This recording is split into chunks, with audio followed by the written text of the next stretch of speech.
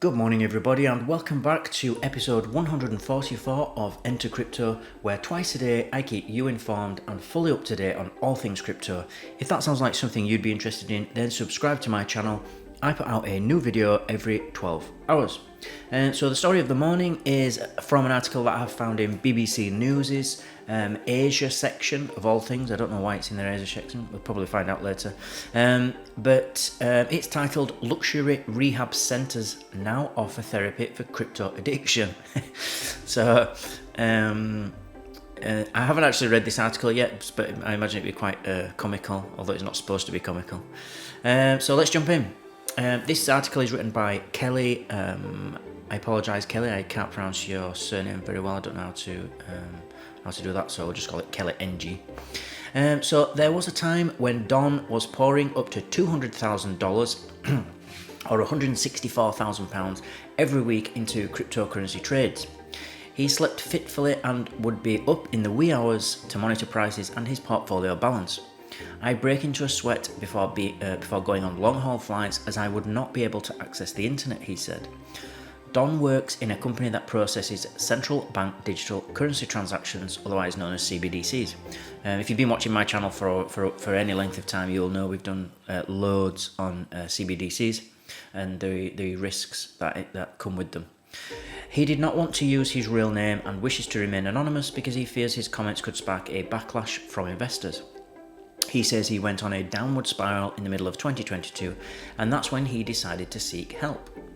The solution came in the form of a 4-week stay at The Balance, a sprawling rehabilitation centre with dozens of staff on the Spanish island of Majorca. It sounds amazing. Don lived in a private villa and was attended to by his own butler and chef. His treatment comprised therapy, but also massages, yoga and bike rides, all for a hefty bill, upwards of $75,000. Founded in Zurich with properties in London and Majorca, The Balance describes itself as a safe space enabling health and fulfillment. The landing page has pictures of a beachfront villa, spa and glowing testimonials from past clients. The centre lists treatment programs for anxiety, burnout, depression, post-traumatic stress disorders and eating disorders.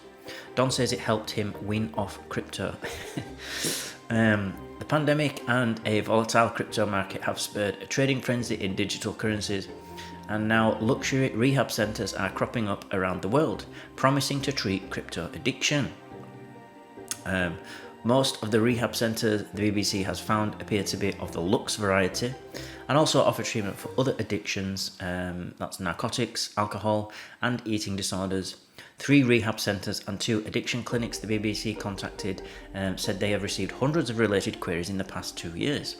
But addiction experts are sceptical whether crypto trading warrants such an exorbitant intervention.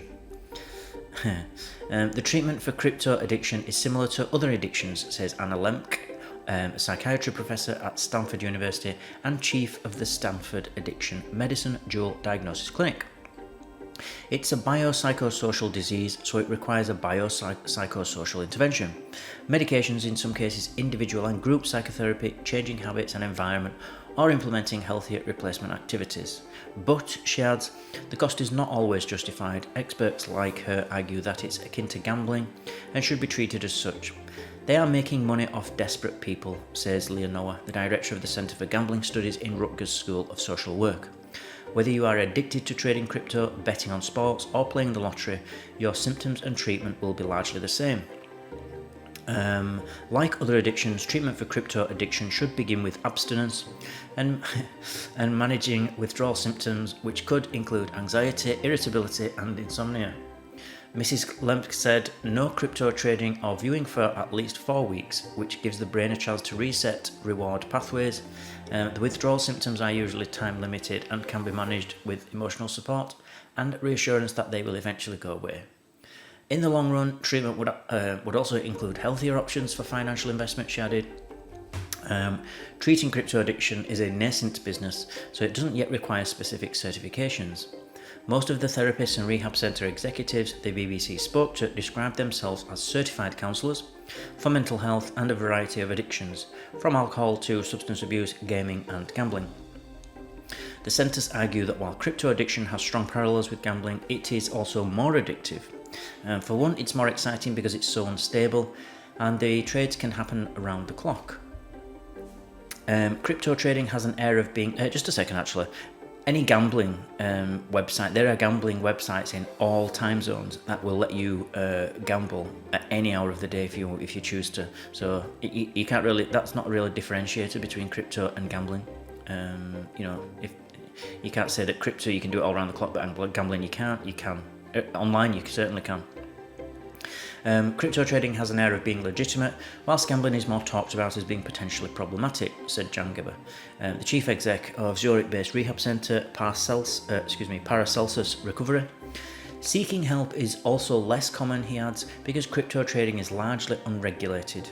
In contrast, some countries require gambling platforms and casinos to proactively identify and exclude problem gamblers or provide information on tools on how they should manage signs of addiction. The signs of a crypto addiction are not too different either. Those who are addicted to crypto trading start to increasingly turn into as a source of excitement and pleasure in their lives, said Aaron Sternlicht, who runs New York-based family addiction specialist with his wife Lynn. He says telltale signs include lying, stealing, debt, facing difficulties relaxing or sleeping, monitoring crypto prices at all hours, and trading at the expense of relationships, career, and education opportunities. Don, for example, saw options for treatment when his girlfriend broke up with him after she realised the extensive losses he had racked up during the crypto downturn in 2022. Jane, a 32-year-old Londoner whose name has been changed on request, said she would go on trading benders that lasted 3 to 4 days, which convinced her partner that she was having an affair. The fact that I couldn't tell him what I was actually doing made it worse. Even though the truth is out now, our relationship has never fully healed. Jane started buying crypto in 2014. In the beginning, I was only investing a couple of thousands, but by the end, I would put hundreds of thousands down on just one trade, she says. She eventually sought help from Paracelsus Recovery, where programs for crypto addiction range from 4 to 6 weeks at a weekly cost of $104,000. Online therapy sessions cost $650 an hour. Treatment involves blood tests, customised diet plans, yoga, acupuncture and medication where necessary, she added, describing it as a 360-degree approach to mental health. Crypto addicts often need help setting boundaries, such as time limits for trading and stop-loss limits.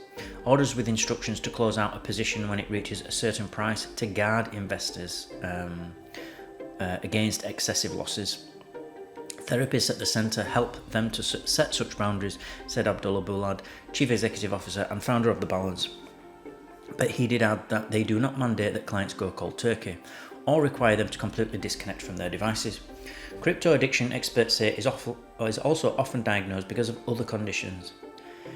Keith, who also did not wish to use his real name, said he went to Paracelsus Recovery because of dependency on sleep medication, but later found crypto addiction to be the root cause. The 51-year-old says he got hooked on crypto trading during the COVID-19 lockdown. We were all isolated. This made it easy to trade in secret, he says. It was only when my children came to stay with me over Christmas that I realised how erratic I had become. I was hostile towards them, and they were worried that I was sleeping for days at a time. Yet, all the while, none of us thought my trading was part of the problem. So there's the article. It's actually quite difficult for me to keep a straight face because I know that people have problems, this can be dangerous in a way because there are actually real addictions like gambling and alcohol that that do warrant real intervention. But this is just it's just too silly. To say that crypto addiction is kind of like a new addiction or a new disease or something like that, it's just ridiculous. I know it can be rewarding to trade crypto, but it's like anything, if you're trading or if you're doing anything that's having a negative impact on your life, or more negatives than pluses, then you should just stop doing it. And that's not simple when it comes to alcohol or smoking or gambling and other types of addiction, drug abuse, recreational drug abuse, or even prescription drug abuse. These are real addictions that can this is just well, not that. This isn't an addiction. It's if you are, you can stop it quite easily if you don't.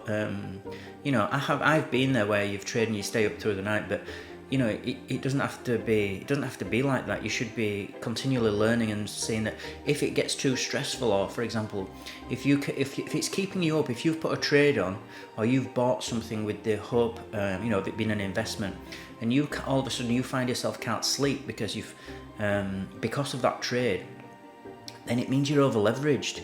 It means you've used too much capital. You've put too much money into one trade, and that's not good. So this is not an addiction. This is just common sense. It sounds like common sense, but actually it's something that you don't know when you first start trading. But you will learn that if you put too much on a trade and you can't sleep, then you need to lower the amount that you've put on. It doesn't mean that it was a bad idea what you were doing, or you could even be right. But the risk reward is just not worth it, because even if you're right, then so what? Even if you were right and you do get some money out of it, you're going to probably close it early anyway, because you're going to be stressed about keeping it open. So you might miss out on that side. So you're just being stressed, you know, for no reason, or for a little bit, you know, a small gain and a huge stress. And if that's impacting your kids and your family, then I would argue it's not worth it at all. You're much better off putting on small trades.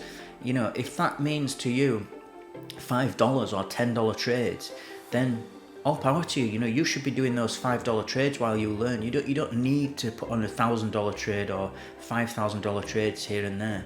If that's upsetting you and keeping you up at night, don't do that. It's not worth it.